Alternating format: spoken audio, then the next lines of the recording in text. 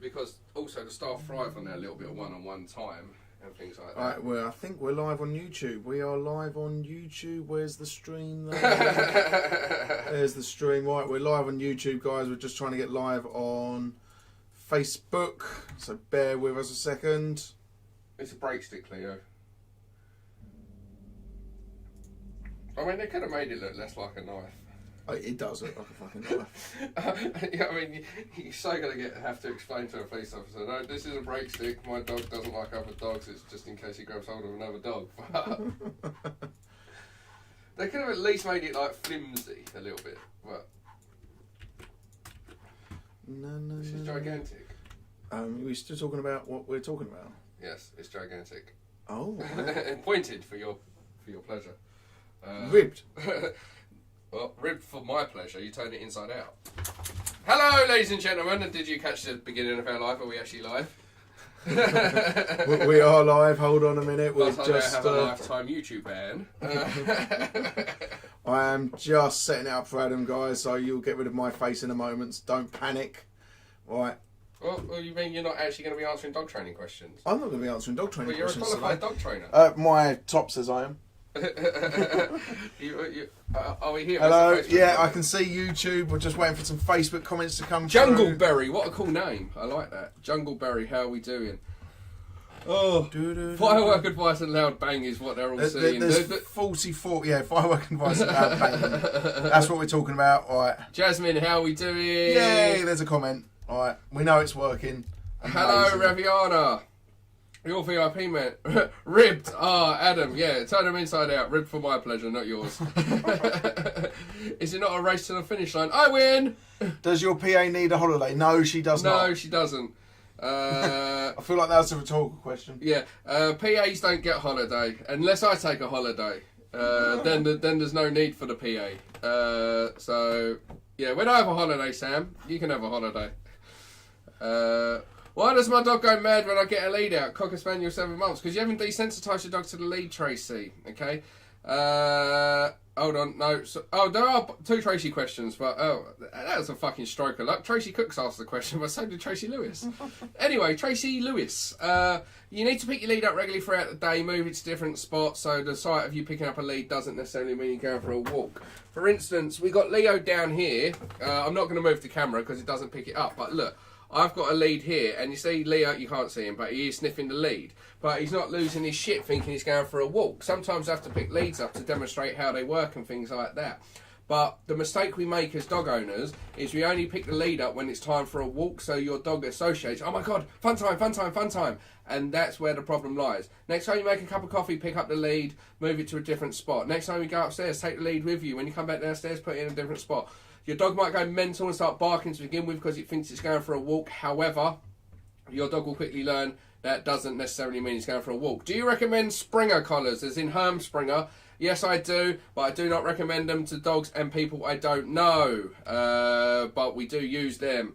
Any tips on an 8-month-old puppy that gets overexcited by other dogs and jumps up at people? Also reacted to lorries and loud bangs. Okay, well, if you can see on my screen down at the bottom, right, this is a video on firework advice and loud bangs. Okay, so that will answer your question there. If you go over to our website, southenddogtraining.co.uk, if you sign up using discount code DOGS2021, you get 7 days free, and then your first month after the 7-day trial is £5.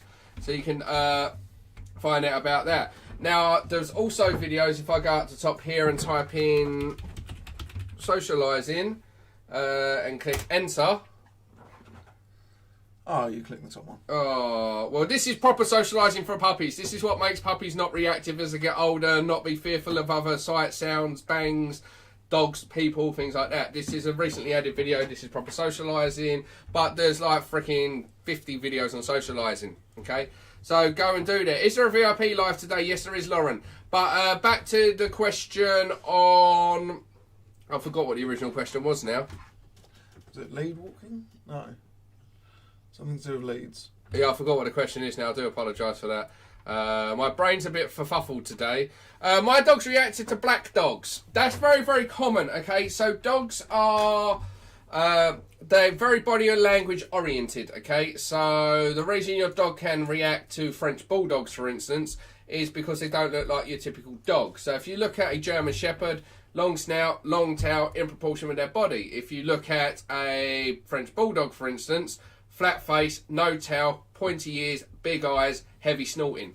So dogs can struggle to read them if they've not been exposed to them, and that can make dogs uncomfortable. And if you've got a nervous dog, which sounds like you have, because a confident dog has the whereabouts to actually assess the situation, a nervous dog will overreact.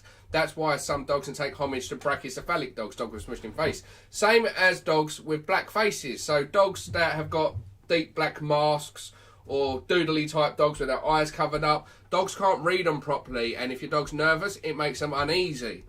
What you need to do though, because chances are if your dog only reacts to black dogs, you walk past a white dog, say a Dalmatian, and you stay nice and chilled out. You walk past a yellow lab, you stay nice and chilled out. You walk past a Jack Russell, you stay nice and chilled out. You walk past a black dog, you panic, tense up, that travels down the lead and your dog reacts. If I had £1 for every time someone told me that my dog didn't like staffies, right, I'd be a millionaire. But the amount of time somebody will come to me going, my dog don't like staffies, and I get Sammy out the car and I'm holding their dog and the dog doesn't react, they're like, I can't believe it, my dog's making me look like a liar. I'm like, no, it's just you tense up every time you see a staffy. You tense up every time you see a black dog. Learn to stay a little bit more chilled out. Pay attention to your dog's body language. If it's overly fixating, little tug on that lead just to snap the dog out of it. Don't pull its fucking head off. Don't shrink, just little tug on that lead. Oi, pay attention to me. Yeah, pop your dog in a sit. Give it a command. Keep it under control. And any disengagement, any breaking focus, mark and reward. Mark and reward. Back to, is there a VIP live? Yes, Princess Laos, Lauren, there is a VIP live today. It's going to be around 12 o'clock, 12, half 12. Don't quote me on that. There will be a push notification sent out. If you've got the Southend Dog Training app, you'll be notified when the VIP live is taking place. But I reckon about 12, half 12 today. Okay, if you don't know what the VIP live is, guys, that is for our online training members, as I said, where everything's a lot slower than the lives on here. They're very freaking quick, very fast paced when I do the public lives. The online for the paying members, they're a lot slower, a lot more detail goes into answering their questions and everything, and we do that for them. So if you want to come and join us, don't forget, discount code DOGS2021, you can come join us. We are also live on YouTube, ladies and gentlemen. YouTube doesn't go as fast as Facebook. We've only got 26,000 subscribers on YouTube versus 230,000 followers on Facebook, so Facebook comes a lot quicker. But what I'm going to do is jump back and forth between the pair of them. So over on YouTube, we have Splice, who has, I have a Chow Chow. He barks and goes crazy when anyone leaves the room and tries to obsess over it. Forcing him to look away does not seem to be long-term cure for it. Any advice? Yes, turn it into a game. So, arm your guests with some treats. If they're going to move or leave the room, get them to throw a handful of treats towards your dog and then leave the room. And you have your dog on a lead so it can't go charging after them. So if it does go right, it's going to hit the end of the lead and go, what? And it's going to interrupt that behaviour. So the combination of both of them is going to interrupt the go-to behaviour by having your dog on a lead, but the throwing the treats and then leaving the room will actually build a more positive association to people leaving the room. So your chow will actually start to look forward to people leaving the room versus getting panicked when someone leaves the room. When that person comes back into the room, get them to throw another handful of treats on the floor. This isn't a forever solution. This is just to change your dog's emotional response to people coming and going. Where are we? How do I safely introduce an 18-week-old pup to a 6-month-old pup that will be staying with each other over Christmas? We're taking a pen and other pups. Right, so if I go socialising, click down here. Is it working? Oh, right, it hasn't come up. So, oh, has it? Yeah, there we go. So these are the videos we've got on socialising. Quality over quantity, Staffy helping a Staffy, overexcitable play, how to control it, environmental socialising, the issue of over socialising the dog, cane corso puppy, how to introduce it to an older dog, over socialising puppies. Also, if I go to the puppy section, which is what you're looking for, where is it? Is there a puppy section? There should be a puppy section. Puppy training. If I click on puppy training, for instance, puppy introduction to existing dog. So Leo, when he was 8 weeks old, he's now over a year, but when he was 8 weeks old, Evan had an existing dog in the house. So we showed you how we introduced both those dogs. So if I click on this video here, this is an online training video. It's 10 minutes long, but you can apply a similar principle. So both dogs are on a lead. It shows you when to take a step back, when to let them say hello, what happens if the puppy gets nervous and things like that. So it breaks it down step by step how to introduce a puppy to an existing dog in the house. Now I know obviously the dog that you're looking after isn't the existing dog, but similar principles can be applied. Also, if you're a member of the online training group, you can ask for advice, you can upload videos, anything you're concerned of for us to have a look at, see what you're doing good, see where you need to improve. Dogs 2021, do not forget that discount code. You get a 7-day free trial and your first month for a £5. Yeah, literally southenddogtraining.co.uk. Splice has said awesome advice, thank you. OJ Hamilton, did Sammy, your staff, ever have aggression issues or was she always friendly? Right, so Sammy is the original Southend dog training dog, yeah? You see Leo in a lot of videos, he belongs to Evan. You'll see Ted in videos, he belongs to Evan. They're a lot younger. Sammy's now semi-retired, so if I've got a really problematic dog, you'll see Sammy, but she's 11 years old now. She's got arthritis, she's slowed right down, so she can't do the full solid days like she used to. She's there when necessary. She's semi-retired, but she's the original Southend dog training dog. Now, when I got Sammy at 16 months old, she knew nothing. Didn't even know how to sit on command, pulled like a fucking freight train, had no recall. She was actually very friendly to people, which is very Staffy-esque, and actually quite good with other dogs. She just had no manners. The only dog she reacted to, and we mentioned this at the start of the live, were English Bulldogs. When I first got her, she's now 11, when I first got her, there wasn't a massive popularity rise within French Bulldogs. It seemed more English Bulldogs back then. But you have a dog that has basically been genetically modified to look nothing like the old English Bulldogs. It's got a flat face, no tail, not in proportion with its body, can't actually have puppies without a C-section, and a lot of them have health problems, okay? Now, because they make these heavy grunting noises, because the flat face means they have to basically shove their face right up the arse of a dog, Sammy didn't like that, so she had an issue with English Bulldogs. Now, knowing she had an issue with English Bulldogs, anytime I saw an English Bulldog, I looked at that as a training opportunity. So I didn't go, oh, fuck, there's an English Bulldog. I'd make sure she was on a lead, and I'd make sure that she saw it. If she started to look like she wanted to react, I would interrupt that, cut that fucking shit out. We don't behave that way. I hold you to a much higher standard than that. And if she decided to disengage from it in any way, I would play tug of war. It's her favourite game. I used to be able to swing around like a fucking helicopter in a dog park. She just wouldn't let go unless I said off. Then she'd let go of it. Now, if a bulldog come charging over, then I would block it. I would advocate for her so she could see that I could keep this pushy, obnoxious dog away from her so she could stay nice and chilled out. So yeah, that was the only dog she really had an issue with. But Sammy is the epitome of what good training can do. Yeah, so Sammy isn't like a dog. If I say hill, she'll come to my left side and she'll walk by my side. But she doesn't have that freaking competition style hill work. She doesn't know fancy tricks and things like that. But what Sammy will do is stand her down as a puppy jumps all over her head. What Sammy will do is come back mid-chase from a squirrel. What Sammy will do is stay by my side if I tell her to hill. What Sammy will do is be patient enough and look to me when she's under stress for me to take control of a situation. Yeah, she may not be that fancy dog that a lot of people like the look of and makes her look really, really cool, but she's a fucking sociable dog with lots of patience and incredible impulse control, and that's what I need in a dog. I don't need a dog to do competition style hill work. It's just not for me. Facebook, what is happening? Right, guys, I forgot to tell you.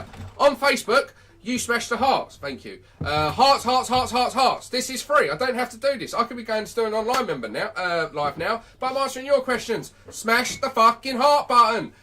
All this is free. All I ask in return is you give me some love. And if you're watching on YouTube, give us a thumbs up. Give us a thumbs up. We're trying desperately to build our YouTube up a little bit to get it on par. Like I said, 230,000 followers on Facebook, 376,000 followers on Instagram, 1.3 million on TikTok, but 26,000 on YouTube. We need to do better on YouTube. In fact, if you want to come and join us on YouTube, you've actually got more chance of getting your question answered because there's a far less people on YouTube watching versus Facebook. So chances are most of you aren't going to get your questions answered because there's just too many of them. However, on YouTube, you've got much more chance of getting your question answered. So why not go over there, subscribe, and give us a thumbs up. Southend Dog Training. Do you train people to become trainers? Yes, that's how my staff become trainers. So I train Lee, who's now my head trainer. That can work with basically any case known to man. He's very, very good. We recently uploaded a video last night of him working with a dog that was recommended medicating and then recommended euthanasia and was told it was never going to get better. Lee's completely changed that person's life. You can see in the video how much it meant to that person. And then I do staff training days for my trainees. I've got Lottie, who's out doing one-to-ones now. She's starting with basic cases. Aaron's doing one-to-ones now, and then a couple of trainees that are still going through training. If you're an online training member, we gave away 36 free one-to-one sessions in the last 2 months. The reason we give away so much free training is to give back to you guys. We're in a position where we can afford to give away free training. So those that are less fortunate, that can't necessarily afford a one-to-one, are always in for an opportunity to win free training. And what it does is it gives my trainees chance to work hands-on with dogs, supervised by myself, so I can make sure they're doing everything safely and correctly, so the dogs are getting proper training, but it gives my trainees chance to get hands-on. Now, next year, I'm looking to do like a dog trainer school, in a sense, to get people that want to learn dog training, because that's what I love to do. I love to educate. I love to choose. Can I choose my trainer? Yes, you can choose your trainer, Tanya. Obviously, there's a price difference from a trainee up to me, but yeah, you can absolutely choose your trainer. I have people still to this day, doesn't matter how good Lee is, will flat out refuse to work with anyone from Southend Dog Training other than myself. Then you'll have people that go, well, Adam's booked up so fucking far in advance, and will take someone like Aaron. They're all capable of helping you, but you do get to choose your trainer. How do I get my dog used to wearing a muzzle without wanting to take it off? Muzzle desensitization. So if you're watching the screen right now, and I type in muzzle, per se, we should have muzzles. Muzzles, the various types. Can my dog drink with a muzzle on? Muzzle conditioning, hard muzzle. What to do if your muzzle's too big? Muzzle basics 1, muzzle too small, nicely fitted muzzle, how to measure a muzzle. The thumbnails need updating, but those are all videos. Everything you need to know about muzzle training. Now, box standard advice for muzzle training, okay? Takes a couple of weeks.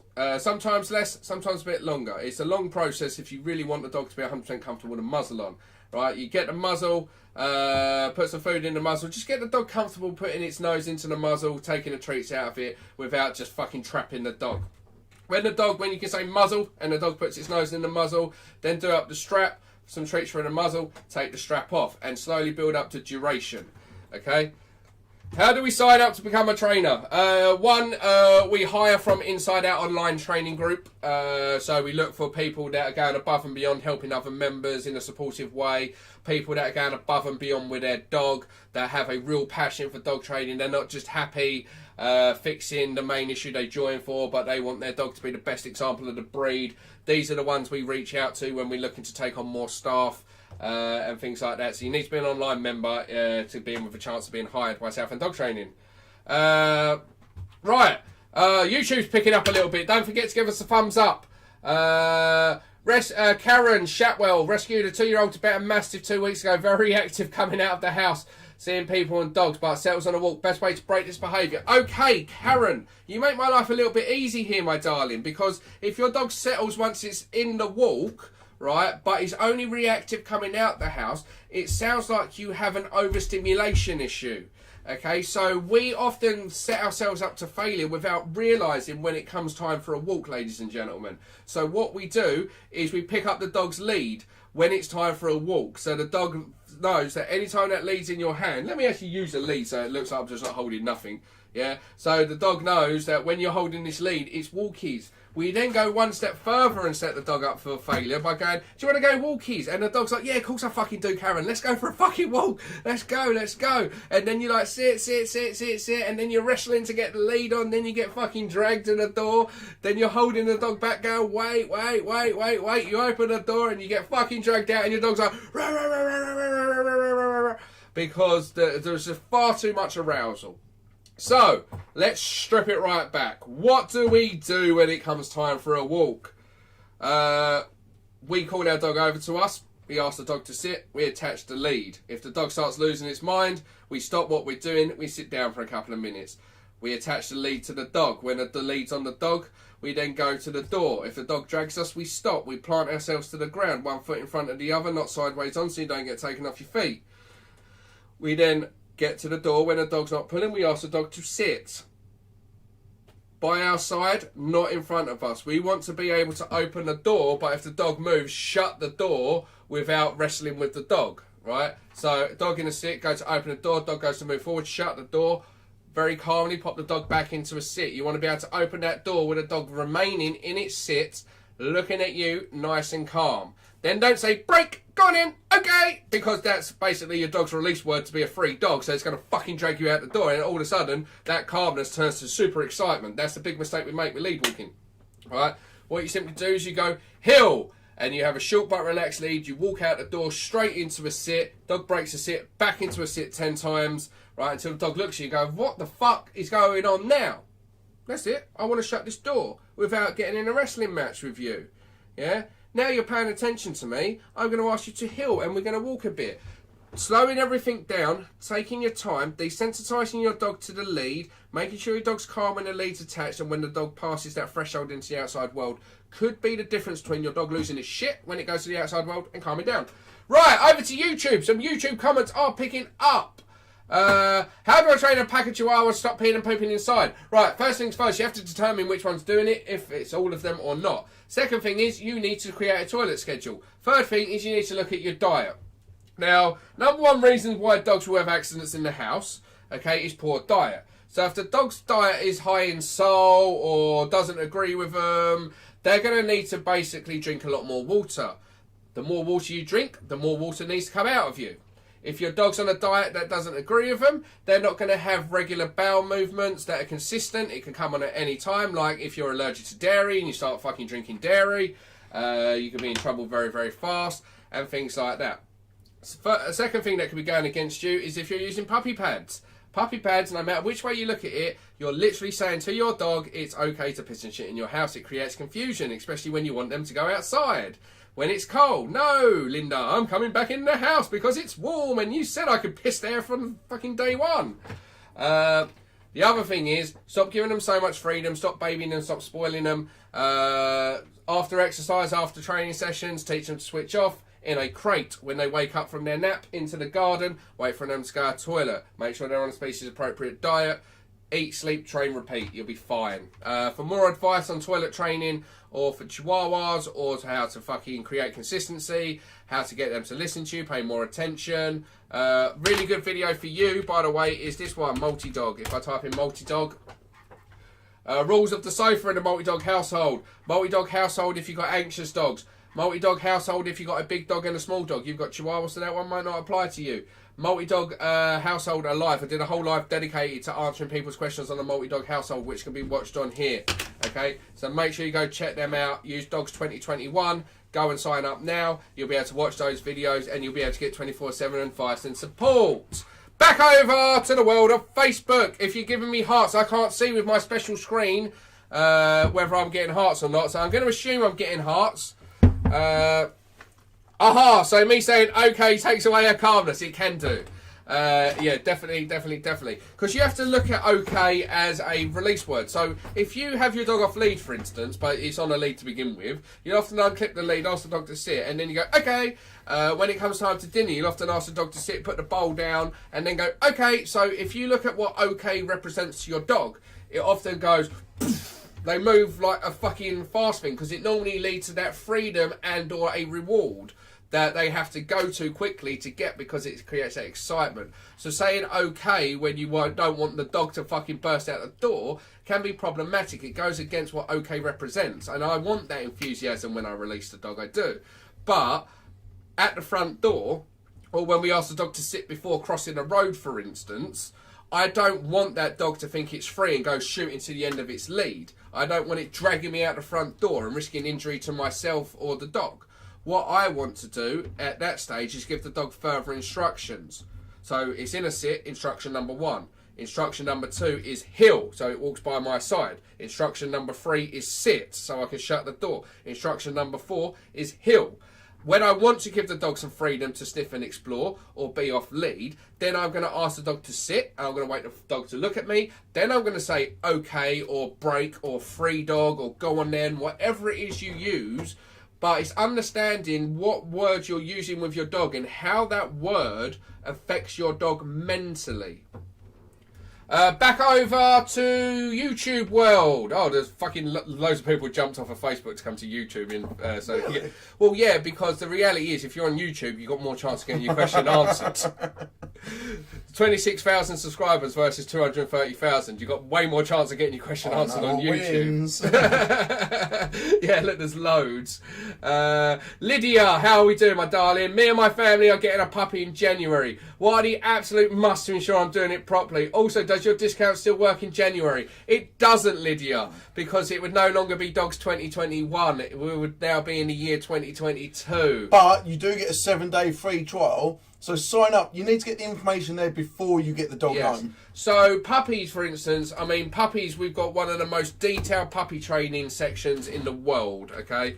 Literally, there's people that have had puppies, puppy expectations, stages of puppies, puppies went out the crate, puppies first intro to estranged dogs, puppies first season, what to expect, the dangers of over-socialising puppies, prong collar correct fitment. Prong collars are not for puppies. Why is this in the puppy section? Because it's not for puppies. Yeah, I know. Okay, I suppose. So somebody's going to go prong collar fitment because they're in the puppy section, and then they're going to learn it's completely unacceptable to use a prong collar on a puppy. I like it. I do. I like it. Yeah, well done, Ev. I was thinking, why the fuck is prong collars in with puppies? You don't fucking use a prong collar on a puppy, man. Like, leave that pup alone. Let that pup explore and build confidence. But people do think, because they see somebody using a prong collar online, that they can use it for their puppy to stop it pulling, right? So it's in there, clear as day. Prong collars are not for puppies. I like that. Well done. Puppy for ear imprint period, something you should know.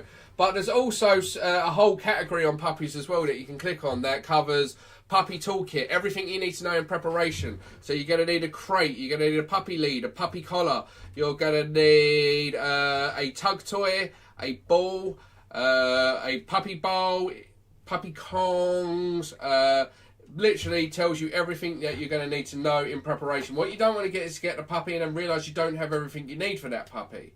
It shows you what to do on day 1, day 2, day 3 and day 4 with the puppy. So the best people that are getting the best results are signing up before they've even got the puppy, so they know what they're meant to do, they're prepared for bringing that puppy home and things like that. But some absolute must for a puppy. We must remember, I cannot stress this strongly enough, the number one rule with puppies, teach that fucker to switch off. Yeah? Don't wait for that puppy to crash. Yeah? You don't let the puppy decide when it's time for naps. You decide when it's time for naps, okay? Because what happens is the more puppies left out of the crate, the more the puppy gets up to no good, the more freedom leads to bad choices when it's not ready or taught how to behave that way. The other thing is, as the puppy grows, it's going to have more energy, so it's going to take longer and longer in between naps when it should be having frequent naps. We understand the importance of putting a baby in the cot and having regular naps so it can grow and develop. Puppies are a baby dog. They need to have lots of naps. In between those naps, they need interaction from you, teaching them how to behave, teaching them life skills such as thresholds, food refusal, leave it, down means down, combining this with marker training. If you really want to increase your puppy's enthusiasm and take your training to the next level, instead of feeding them from a bowl 3 or 4 times a day, forget set meal times and hand feed them. After that, because puppies bite, you want to give them something to chew on and decompress. So a bone or a cog, something to crunch down on. Then you want to pop it down for a nap. It's going to sleep for a couple of hours. When it wakes up, in the garden, wait for it to go to the toilet. Then into another training session and you repeat. Each week the puppy's out longer and longer. Each week your training sessions are longer and longer, but your puppy's getting a routine. You're helping with toilet training. Your puppy's learning an off switch. Biggest issue I'm seeing at the minute, guys, is anxiety in dogs, and it stems from the fact they were not taught to switch off. The reality is this, and I don't fucking say this lightly, but the reality is dogs I meet that are crate trained properly very rarely have anxiety issues. Dogs that were crate trained poorly or not crate trained at all, these are the dogs that often have anxiety issues, don't know how to switch off, constantly need fucking attention, don't know how to cope when they're not getting attention, constantly stealing things, constantly barking at every single noise, constantly having accidents in the house. Yeah, the reason I teach puppies to switch off and have that nice strict routine to begin with is so by the time they're a year old, they know how to settle down outside the crate, they know how to behave in the house, they know how to behave outside the house, and I can spend the next 10 plus years just enjoying my dog, being able to go absolutely anywhere with my dog the way a relationship should be. But because people think that's cruel putting them in crates, or because people think puppies should just be left to their own devices, or let puppies figure it out, or puppies are going to grow out of bad behaviour, because this happens, right? People contacting me with 7, 8-year-old dogs that they can't even fucking walk down the beach or walk through a park or walk past a dog. And I'm thinking, if you had fucking done the foundations as a puppy, you wouldn't have this issue now. Yeah, obviously I help you regardless of issue, regardless of age, regardless of breed, right? We don't discriminate, but the reality is, if you get it right as a puppy, everything else is easier. But if you fall for that cuteness and can't wait to give that puppy freedom to run around and explore and have fun, you're fucked, and you're going to have serious problems as you get on later on in life, and then you're going to have to slow down all those adventures that you originally got a dog for. Those family holidays you're not going to be able to take right away because you fucking gave the dog too much too soon. It doesn't know how to behave. Those trips to the park, you're not going to be able to do that because your dog's antisocial now because you gave the dog too much too soon. Going to work, you may have to stop that because you gave your dog too much freedom and too much fuss at the wrong times. Now it has separation anxiety because it was never taught to switch off. Yeah, you're going to have to spend thousands in carpet replacements because your dog's pissing all over your house because you use puppy pads. So yeah, there we go. Lots of information on puppies. It's all on there as well for you. Dogs 2021, don't forget that. Expires at the end of December because then it'll be 2022. Right, back over to the world of Facebook. Can I access info on teaching 8-week-old Golden Retriever Hill on training if I join? Yes, you can. So if I type in lead walking... I actually spelled that. Why has it just come up there? So yeah, if I type in lead walking, right, bear with me. Oh, fuck's sake, I can't type. Lead. So we've got lead walking 101, high energy dogs, how to stop a slip lead sliding down, how to hold the lead correctly with a big dog and small dog, lead walking, pull up and relax, lead holding demo, slip lead basics, lead walking. So if I click on lead walking, alright, what have we got? When to start hill work, because people start hill work too soon with their dogs. Now, in the house, before you've even gone outside, you should start to shape where you want that hill work to be. But the mistake people make is they haven't done any environmental social exposure with their dog, right? So your first walk, you're expecting the puppy to walk by your side, but you're forgetting the fact that your puppy's just had a massive sensory overload. Yeah, you want your puppy to walk past dogs, but your puppy's never seen strange dogs before. Your puppy's never seen cars before. Your puppy's never seen new people before. Buggies, sights, sounds, smells. And you're trying to get a perfect hill. That's why you fail, and that's why people have issues. So we actually have, where is it? Puppy walking 101, but there is an actual lead walking puppy, your first walk, what your puppy walk should be like. Everything you need to know about walking a puppy, because how you walk a puppy versus how I'd walk my staff is two very different things. Not because she's a staff, it's just because my dog's an adult dog and trained. Right? So I first let the puppy explore. If the puppy wants to stop and investigate something, I let them. Yeah. The only thing I don't let them do is pull me. So if they're really pulling, I'll stop until that lead goes slack. If they pay attention to me, I'll reward that. So I'm slowly teaching the dogs these little behaviours are what I'm expecting from you and encouraging the dog to do them. Now, when the dog's confident, when the dog gets around 16 to 20 weeks of age, and I've done my foundations, then I'll start to add in lead walking 101, which is more structured walking. So this lead walking 101, right, which is 12.5 minutes long, which goes over picking up the leads, how to attach the leads, how to leave the house, how to hold the lead, when to communicate with your dog to stop it pulling and slow it down, when to give it freedom to sniff and explore. This is what it's for, but this video is for once you've done the puppy lead walking video. And it's all on the website, guys. Right, back over to YouTube. Sandy Wade, I have tried all the ways to work for one dog, but it's not working for 5 of them. What? Okay, I tried all the ways that work for one dog. Yeah, but the problem is, if you tried ways that work for one dog, but you're trying it with 5 dogs, you've got lots of things to take into consideration, right? One, what works for one won't work for the other. Yeah, sometimes it will, but that's not always the case. They're individual personalities. They have individual motivators. Things that they're individual things that make them nervous or happy or things like that. So you can line up 10 dogs, but you won't train 10 dogs exactly the same way. You have to tailor your program. You have to add in things that motivate the dog and be more patient in areas where your dog's more concerned by things. Breed fulfillment, for instance. Chihuahua, Border Collie, French Bulldog. All of them, different personalities. Yeah? Your Chihuahua isn't doing herding. Your French Bulldog isn't doing guarding. It might bark, it might look the part, but let's be honest, right? A freaking intruder in your house wanting to rob something, your French Bulldog comes, it's going to get punted across the living room, and it's going to do sweet fuck all after that, right? They have different energies, different exercise requirements, different breed fulfillment requirements. So it's about understanding your breed. The other thing is, if we take the most basic of behaviours, sit. Most basic of behaviours, one of the first things we teach a dog, right? If none of your dogs know what sit is, don't try and teach sit to 5 dogs at the same time. You're just not going to have enough hands, enough attention, enough patience at this time to do it. Sit with 1. Train that dog, put it in the crate, let it nap. Bring the other dog out, train that one, put it in the crate, let it relax. Repeat. Then what you do is you take 2 at a time that know this behaviour, and then you start working them together. Then you add a 3rd one in when it knows the behaviour, and you work 3 together, then 4 together. Anytime you teach something new, you teach them individually. When they all individually know it, then you start to 2, 3, 4, 5. Now, if you're sitting there going, I don't have fucking time for that, reality is you don't have fucking time for your dog. Because you can't just take 5 dogs and get them all to do what you want just like that. What happened was you took a dog, when your first dog wasn't trained, now you got 2 untrained dogs. Instead of training those 2 dogs, you added a 3rd dog into the mix, now you got 3 untrained dogs. And I do not, and I mean this, Sandy, who am I talking to? Lydia? No, I don't know. I'm talking to someone. And I don't mean to be harsh here, I don't. But you've got 5 dogs, it's down to you to now fucking set aside the time to train these 5 dogs individually. Now, as I mentioned earlier on the live, if you type in multi-dog, this helps you massively. Multi-dog households, we click on this. We go down here, rules to the sofa of multi-dog household with anxious dogs, multi-dog households with a big dog and small dog, I don't know what breeds you got. There was a whole live dedicated to answering questions on multi-dog households, what do I do in this situation, etc, etc.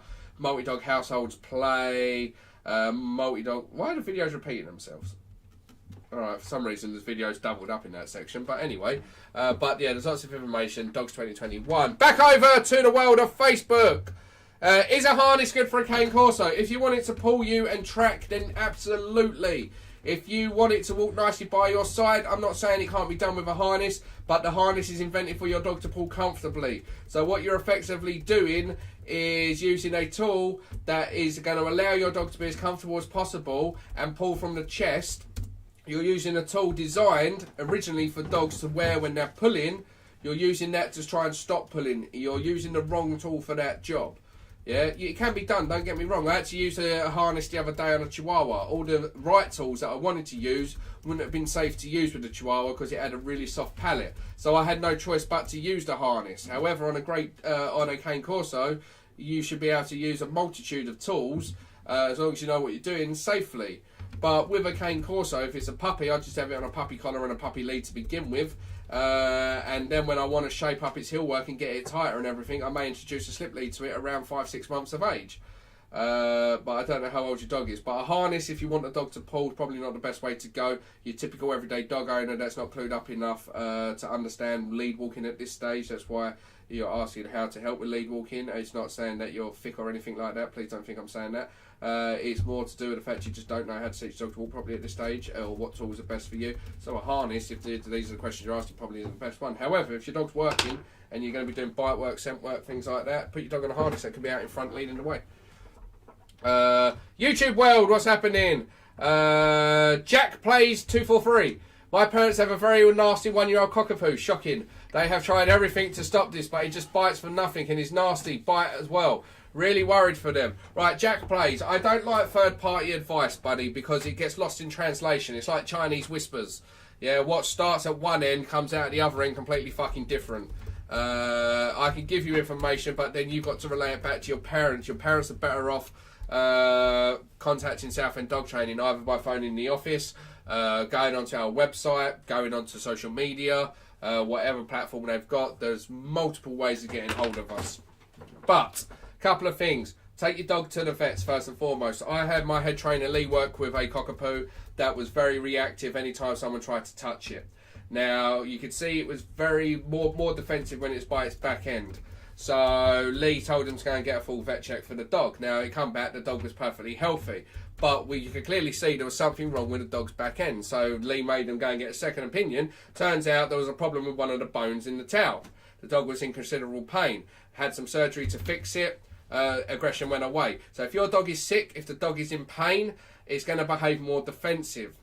The other reason dogs will become very reactive is when they're given too much freedom, spoilt rotten, given sofa privileges, allowed to sleep in your bed, allowed to dictate exactly where they go whenever they want. They've got 100 toys laying around the house. Their food's left down for them to graze willy-nilly. They steal things because they've got this feeling of self-entitlement. And all you do is go, it's okay, baby, and you humanise the dog. This will send the dog neurotic very, very fast. Okay, so make sure that your parents are taking the dog out for a walk. After the walk, teaching the dog where they want it to go so it can switch off and rest. Make sure they're doing training, teaching it life skills. Make sure they're not talking to the dog like it's a baby or humanising it. Vet check first of all, buddy. But then we need lots more information from your parents. What they do with the dog, how long they've had the dog. I know it's 1 year old, but have they had it from a puppy? Is the dog from good stock or is it from a backyard breeder? Is it a really poor example of the breed, so it's likely to have a naturally nervous disposition through bad breeding? All sorts of questions like that, buddy. Where are we? My youngest dog, who's a Patterdale Cross, has started attacking and fighting my Frenchie. They previously loved each other, now we can't leave them alone together. Yeah, welcome to adolescence. Welcome to when the puppy stops being a puppy and turns into a belligerent douchebag that's been given too much freedom where you didn't teach him what to do as puppy, Samantha. This is the problem, my darling. Yeah, when you have two dogs, you cannot get away with what you got away with one dog. Unless you got a pack of golden retrievers, right? When you got two combative breeds, and let's make no mistake about it, terriers are bred to kill. You have a stone cold killer dog there. Put a rat in front of it, and it will show you how quickly it will catch it, disperse of it. It is a killer through and through. French bulldogs derived from bulldogs. Bulldogs were used for blood sports and inhumane stuff. That still holds true in Frenchies. Even though they're bred to be small and compact, that combative side of the Frenchie can still be there, can still rise. Okay, that combative side of the bulldog. Adam, take a drink. Thank you, Adele. You're the boss. Yeah. So that combative side can still arise. Now, if you had one dog that was allowed to jump on the sofa without permission, allowed to sit in your lap without permission, got all the attention in the world just for being cute, not necessarily doing anything that was worthy of getting attention, had a whole toy box full of toys, was allowed to basically do whatever it wanted. When you bring a second dog into the mix, you have to change that. Because what the second dog sees is there is no leadership in this house. There is no consistency in this house, and the human doesn't own anything. What happens is one dog comes over to you, stroke it, the other one pushes its way in, and you stroke that one because you don't want to make it feel left out. But what you've actually done is stroke the dog for behaving nicely originally, and then stroke the other dog for being a pushy douchebag. Then when adolescence hits, what happens is they decide to go hammer and tog at each other and start fighting over a fuss. So you need to really, really go and watch the multi-dog household videos on our website. I also recommend, because of the breeds, although small dogs, they will end up killing each other given half the chance the more this goes on. So a Patterdale isn't going to back down when challenged, is neither is a Frenchie. So the only outcome is that is a really gnarly fight. And trying to separate a small dog fight is like trying to get a pound coin out of a blender. It's just fucking dangerous.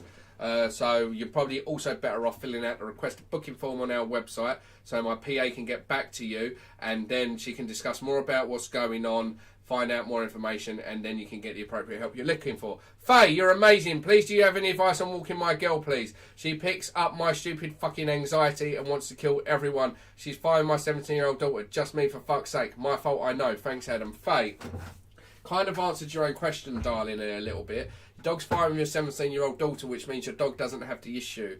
You've openly admitted that you do have the issue, Faye. Now, the only way I can actually help you with this, Faye, one is if you start working your way through the training program on the website, because what that'll do is that'll get the dog listening to you more. The more the dog listens to you, the more you're going to feel good about yourself, the more confident you're going to be. Now, what I would do is, if your 17-year-old daughter, for instance, takes your dog to the park every day, I wouldn't be doing that when you're with the dog, because what's going to happen is you're not ready for that environment, whereas your 17-year-old is. So you can't do the same things that your 17-year-old's doing at this stage until your confidence is more. So I'd be looking to take your dog more on short but frequent walks. so you don't overdo it, so you don't get overwhelmed. The other thing I'd like you to do, I'm all for building the confidence and pleasing the client. Come down, see me, and I'll work on your confidence, okay? You'll go away smiling when you come and see me. That sounds a bit wrong, although if it makes you happy. Right, where are we before it goes wildly out of control? Mike Reid, advice on chow chow. Be consistent and be patient. Because chow chows can be notoriously hard-headed, particularly if you're inconsistent. They'll spot weakness in you in a heartbeat and then decide they don't want to do it. Understand chow chows are a very combative breed, very protective breed, very territorial breed, so make sure you understand what socialising is. Socialising isn't letting everyone say hello to your chow chow or letting your chow chow play with every dog you see. So that's how you fuck dogs up. Socialising is teaching your dog how to be around certain distractions and how to behave in a calm manner. Socialising is teaching your dog, because there's a dog there, doesn't mean I'm going to say hello, but paying attention to you leads to good things. Socialising is about teaching your dog, getting it used to many different sights, smells, places like that. I've joined your online training, now I need to look through everything. Yes, you do, Ellie, it's all there for you, my darling. Where are we? My 6-month-old Weimaraner started barking at noises outside the house. Any ideas how to tackle it? Yeah, your 6-month-old Weimaraner is unfulfilled, Rachel. And/or doesn't know how to switch off, and/or a combination of each. So, barking in the house. Number one reason dogs bark in the house is because they're restless. They're restless because they're not taught to switch off from a young age. Weimaraner, 6 months old. Fuck me, that's going to be full of beans. Right? So, if your exercise, and this is one of the most important videos I've ever done on the online group, guys. Exercise, type it in, right? Because most people don't even think about this. Exercising dogs, right? Where is it? Come on. I don't think you clicked. I did. Just click enter. Tap. The right way to exercise your dog. This video right here, okay? Because most people that have a high energy dog think your exercise needs to be 2 hours running around in a park or an hour running around in a park. I must constantly be throwing a ball. I must constantly be letting them run around with dogs. What you're actually doing is conditioning an athlete. Because your dog lives in a very excitable state, because that's what your dog's exercise represents, these dogs will often struggle to switch off. So after a walk, instead of going and laying on the sofa or going in its bed to sleep for a couple of hours like a dog should do after exercise, it's following you room to room. It's still looking for things to play with. This means your dog isn't learning to switch off properly. Therefore, your dog cannot sustain that level of on the go constantly, and it gets anxious, and an anxious dog starts barking at every noise because it's on edge, it's constantly restless. So, you need to make sure you have a healthy balance of exercise between calm, structured lead walking, free time to run around and play, mental stimulation. Getting that dog thinking. It's a very intelligent breed. Getting that dog thinking, getting that dog working, getting that dog doing something in order to receive its toy, its treats, its reward, its freedom. Yeah, and then afterwards using crates to teach the dog to switch off. It might whine, it might cry. We've got a crate training hack for that, right? But ignore it. It will settle down and sleep for a couple of hours. Then it can come out the crate, and you can do something else with the dog. You can carry on with your day-to-day routine. If you notice the dog's following you room to room, getting restless, up and down, up and down, up and down, pacing back and forth, or constantly looking for attention, send the dog to its bed. So you give it an alternative behaviour. Because even though going to its bed is doing nothing for a high-energy dog is very, very challenging. Some people that got like greyhounds or mastiffs or English bulldogs, they are quite lucky in the sense that their dogs will naturally are lazy and laid back and will fucking sleep. So they don't normally have anxiety issues within those breeds. However, the high energy dogs, your Weimaraners, your Vizslas, your German Shepherds, your Dobermans, things like this, they often struggle to switch off. And if you don't teach them how to switch off, they become very neurotic very quickly. Teach your dog to switch off and I guarantee you'll see a much difference in the dog's behaviour.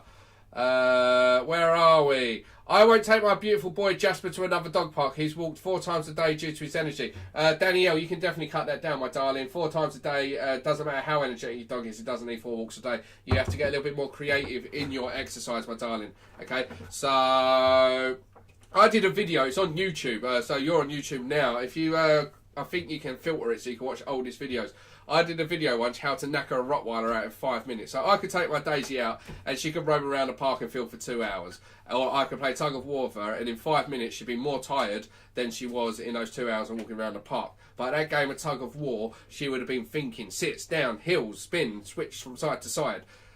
Yes, go and get it. A bit of fetch. Bring it back to me. Tug, tug, tug, tug, tug.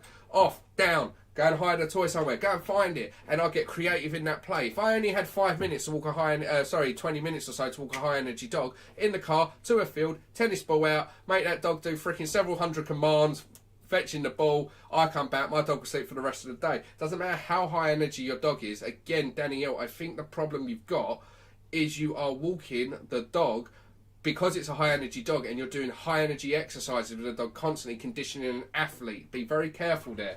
As I said, go onto the website and watch the right way to exercise your dog. Use discount code DOGS2021, you get a 7-day free trial. Faye, thank you. Look, no, I don't walk with my dog as she kicks off. Brilliant advice, thank you. I'm in Whitchurch, Shropshire, Adam. A bit far. I'd defo be happy you're like the dog whisperer. Thank you, Faye. You're not that far. You're not, honestly, darling. It might be quite a trek for you to come down here, but it will be worth it. I promise you that. Okay.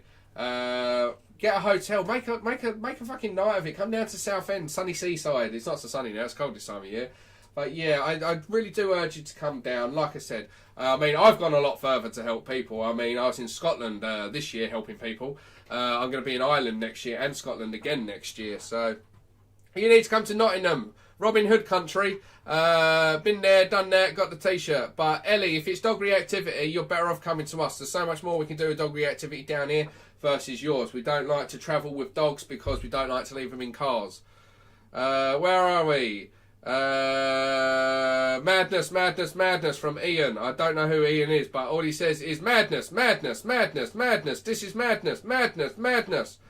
A fast thing, laugh out loud. For further instructions, laugh out loud. Ian, mate, I don't know if you're broken or not, mate. I don't know if you're a child. If you are a child, then I apologise in advance for what I'm about to say, because if you're a fully grown adult, mate, wake up. Yeah, let's just leave it there. Right, where are we? Christine, waking up from across the pond with the best damn dog trainer on the planet. Thank you so much, Christine. That's amazing. Can you use an e-collar training a dog if barking at another dog when a dog is at a distance? Justine, yes you can. However, I wouldn't advise using an e-collar for this behaviour without actually knowing your dog.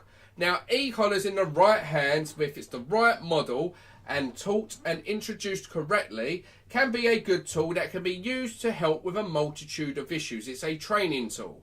Just like a clicker's a training tool, just like food's a training tool, just like a slip lead's a training tool, just like a harness is a training tool, just like a vibration collar is a training tool, just like a pet corrector is a training tool. So training tools aren't inherently designed to be harmful to a dog. They're designed to aid in your training. However, the issue we have, and the reason so many people are against e-collars, is because there's so many cheap ones on the market. Okay, so we live in a world where everybody's trying to save a pretty penny.